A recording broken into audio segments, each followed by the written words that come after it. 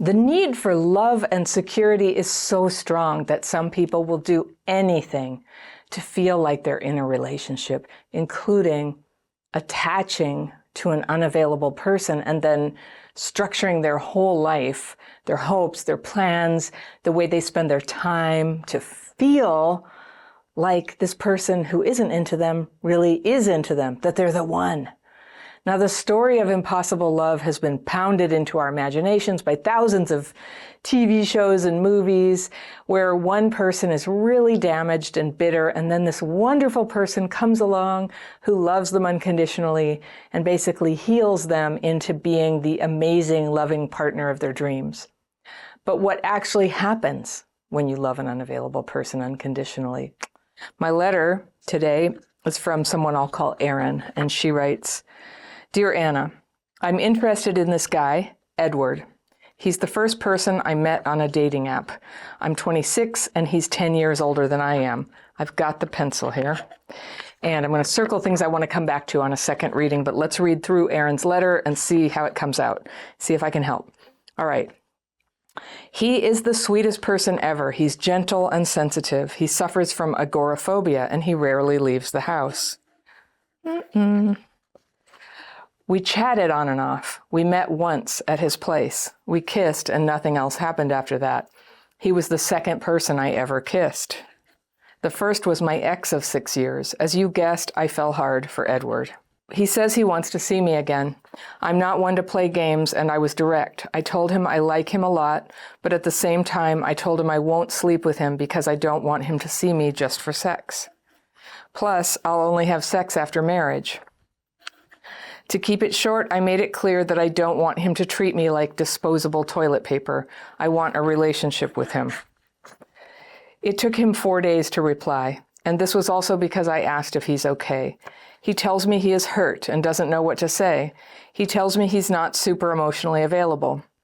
He says he likes me and wants to know me better and that he's working on himself. I could see that he is improving for about a week. Improving? Improving what? He would ask about my day, what my plans are. He never does that. This was also when he reveals that he used to date local celebrities, and his last relationship was 4 years long.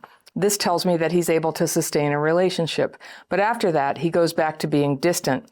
When I confront him on serious matters, this is not just for sex, right? He would disappear and ignore my questions, and I would apologize and hope he would reply. He tells me work is hard. I would send him video messages, try to cheer him up. I would tell him daily that he's amazing and that I hope he knows it. I would offer to cook and send food over to him, but he would refuse. He also denies my visits. He tells me he has depression.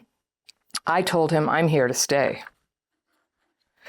And I also said, tell me if you couldn't see a future of us being together. And this is what he replied word for word. I don't know. I don't think so. I don't want to hurt you, but I can't look past my sadness right now. I tried clarifying again. Clarifying. You don't see us together in the future? And he snapped back saying, I can't think of anything right now, okay? Anna, does he really mean it, or could it be his depression speaking? He's on meds, but his supply ran out when he texted me that. And prior to this conversation, he says he isn't tired of me. He's tired of life. I've known him for 2 months now. I'm so confused.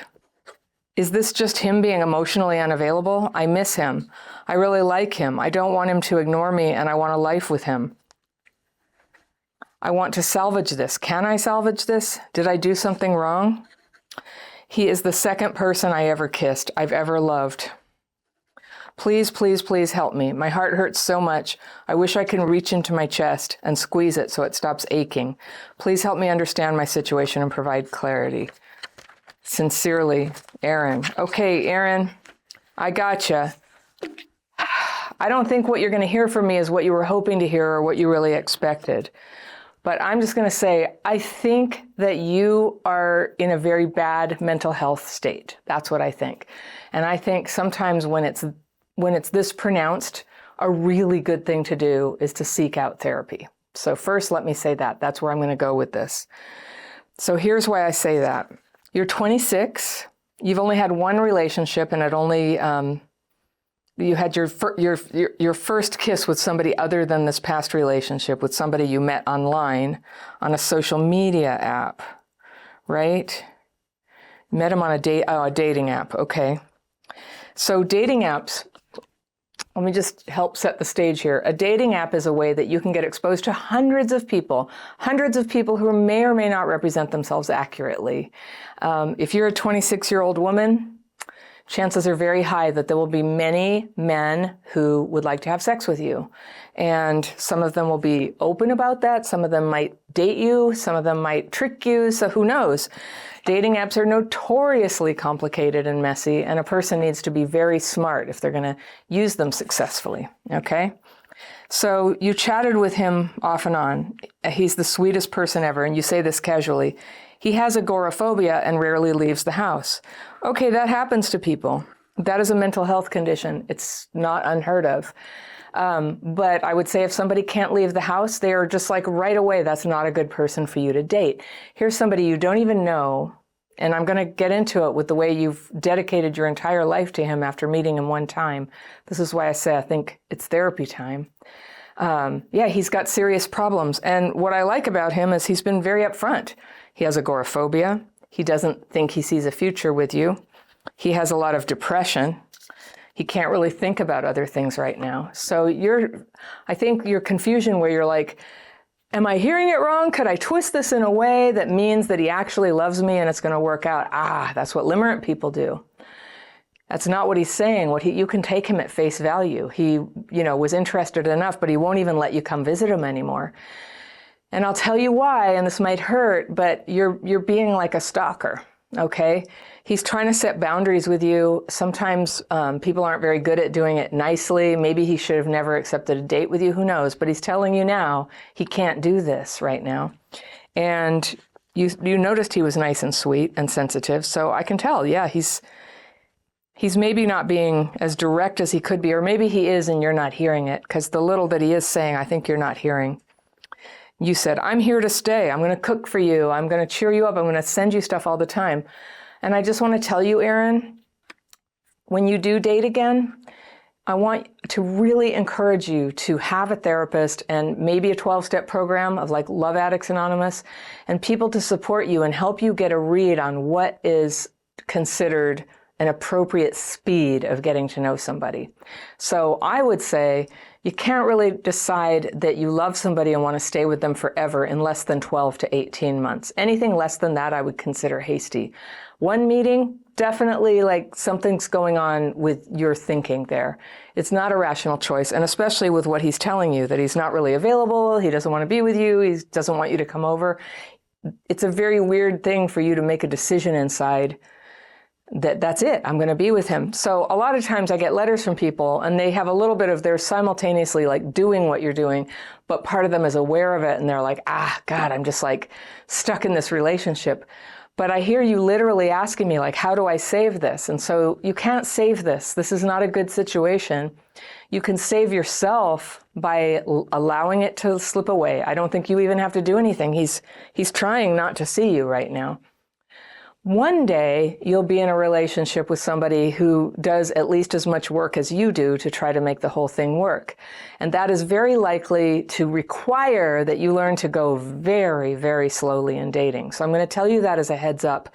But there's something going on where, you didn't tell me about your background, but I can guess some hard things happen in your background that would have made you so you skip over what people actually tell you, and your fantasy mind kind of takes over and runs the show and, propels you towards that person and tries to convince them that this is really so great.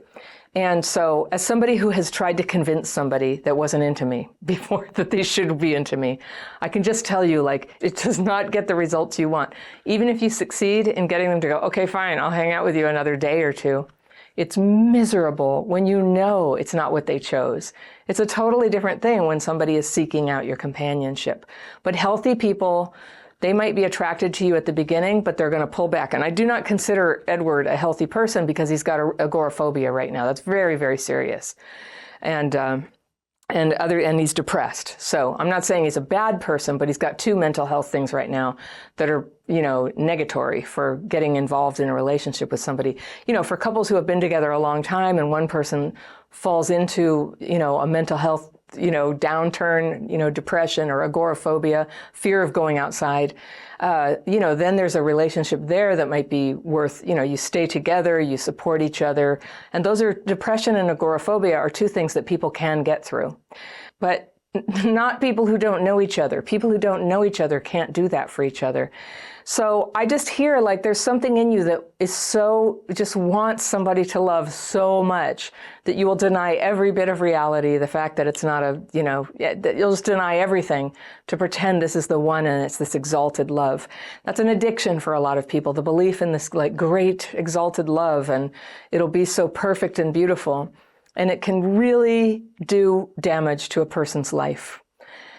It's a fantasy. And there's people who encourage fantasy. They're like, oh, you need fantasy to keep things interesting. It's like, well, we're not, what they're talking about and what you're doing are two different things, where you overlay reality with something that is completely contrary to what's actually going on, to the point that if you continue, you're going to get very, very hurt. This is not somebody who's into you or who can be what you're looking for. And in fact, if you wouldn't, the signs are there that he's trying to set boundaries. And I've done this before with somebody who got this way about me. I ended up having to call the cops to make them stop. They couldn't take no for an answer. They kept having these ideas that somehow, there's all this magical thinking that it really was actually something and I just needed to come around, and they impersonated people online so they could send me emails and try to engage me in conversations. And luckily those emails, just like, I smelled a rat. I was like, this is not right. This is weird. But in the end, if it gets to the point that you have to set a boundary that hard with somebody, it's, you don't want that to end up happening to you. That's not something you want to, that's not a trauma you want to go through. So now is the time to pull yourself back. I'm really going to encourage you, therapy and 12-step program for love addiction. That's where you can learn how other people have dealt with this. You can hear their stories. I think it's really hard when you're in the middle of it to even begin to reckon with reality and be like, oh my gosh, I just gave all my emotional energy to somebody I didn't even know and they weren't really interested. And what was I thinking? Like, those thoughts are very good, positive thoughts, and that's how healing begins, but you can't do it till you're safe. That's a lot why that fantasy thinking is coming in, because, reality is really hard for you right now, and you're escaping it. And I'm not a therapist, but I would just say that's sort of a common sense interpretation of what's going on. You want that love so bad, you're willing to go to any lengths to convince yourself that this is it. So I think everybody would agree, that's not a good way that's not a successful way to get love. It leads to pain. It leads to hardship. And a really good thing that you can do right now is just turn your ship around, start focusing on healing yourself, getting grounded in reality so that you can use a slow process when you date again of listen to what they say, come back and talk to your friends, help get a realistic read on it, go back out, have a date, go very slow. And this is a case, if you take my dating course, you can see I give a thing called structured dating. It shows you how to go very slowly. But I'm not encouraging you to rush out and start dating again. There's clearly a big trauma wound going on here with you. And I really encourage you to get serious support and guidance on how to come back into your real life with that. I expect there's pain involved in coming back. That's always why we fly out of ourselves. It's like, oh, this is too much. I can't deal with this. And I understand. It's hard. It's a lot to deal with sometimes. So we need help. We need help. In reality is the only place that real love actually happens. Love does not happen in the fantasy realm. It doesn't happen in the thing that we forced. Love happens in present time, in reality. And so that's where we want to live, not consumed about what happened in the past, not anxious about the future, not fantasizing and projecting about, if I just said the perfect thing, could I turn this guy's heart around? If you're doing that, you're limerent. That's pure limerence. Or watching them on social media and trying to see, is he giving me a sign? So that's what I heard. I heard limerent behavior when you're just like, when he said, I can't see a future. And you're like, yes, but is that just the depression talking? Like, even if it were the depression talking, it's not somebody who's into you. So that's just me, like, giving you one initial dose of reality here. What I also saw here, Aaron, is that you were using codependency to try to get your angle with him. Is that, you know, I'll cook for you, I'll come in, I'll check on you, I'll ask how you're doing. You know, I'll just be so amazing, and don't worry, I'll never leave you no matter how bad it is. So that's codependent behavior.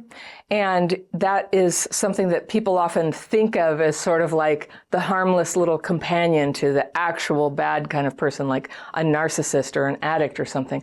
But codependency all by itself is a bad thing that will rob you of your happiness. It will keep you in a distorted reality where you think that your happiness comes by putting demands on another person and then trying to extract what you believe will make you happy.